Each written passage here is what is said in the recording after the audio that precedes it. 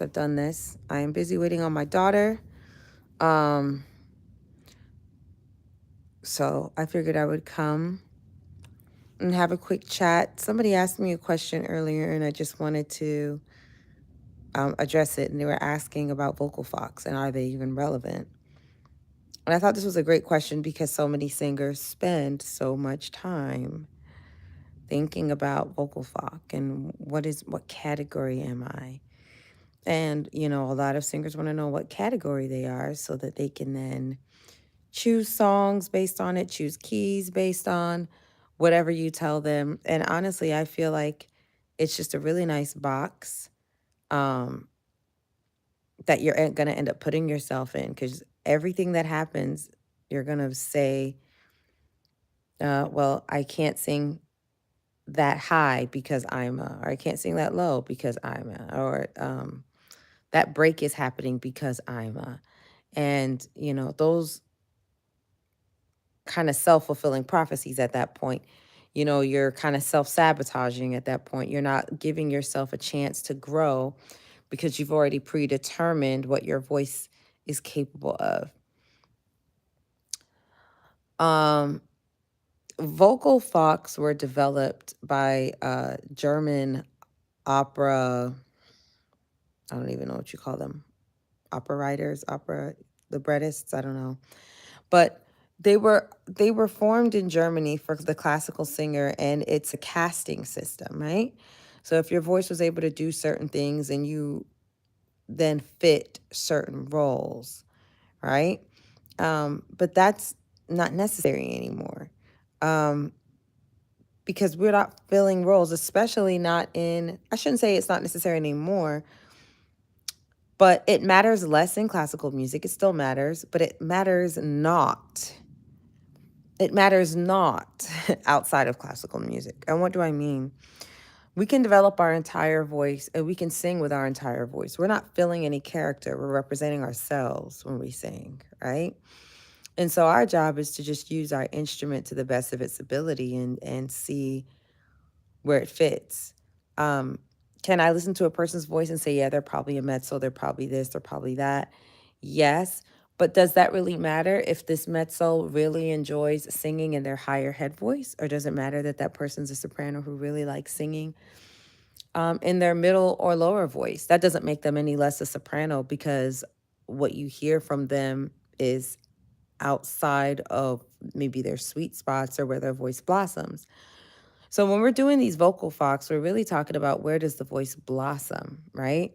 And where is it warm? And some people like to sing where their voice is warm versus where it blossoms.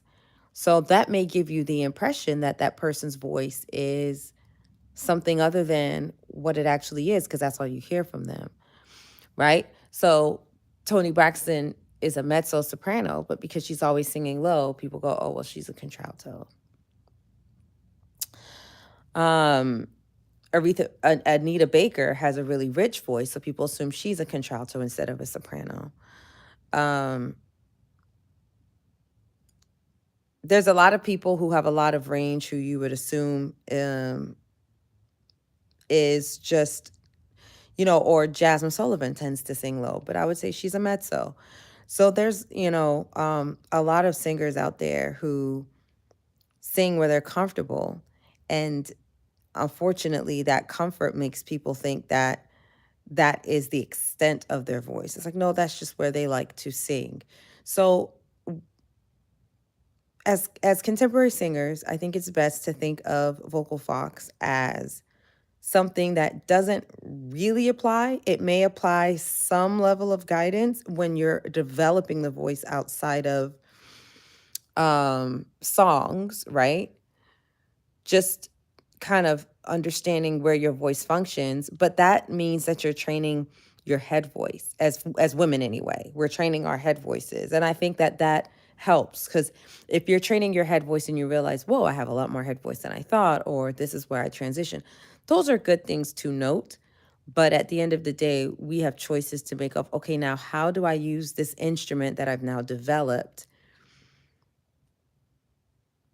how do I use this in the music that I want to sing to create the vibe, the feeling that I want to create? What are the keys that are right for me?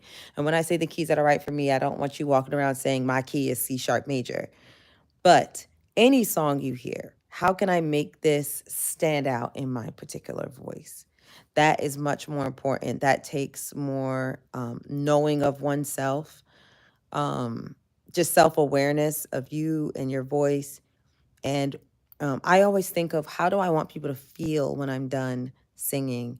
And I allow that to guide the keys that I choose, because the key is going to determine the types of runs that I do, where I do the runs, like the vocal choices, the run placements, all of those things um, come into play at that point.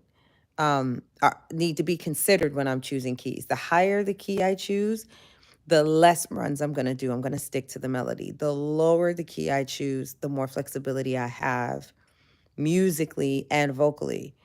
So I tend to choose the lower keys, unless I'm just trying to belt and do ballads like Yolanda Adams. I'm going to choose lower keys. So those are my thoughts on vocal fox.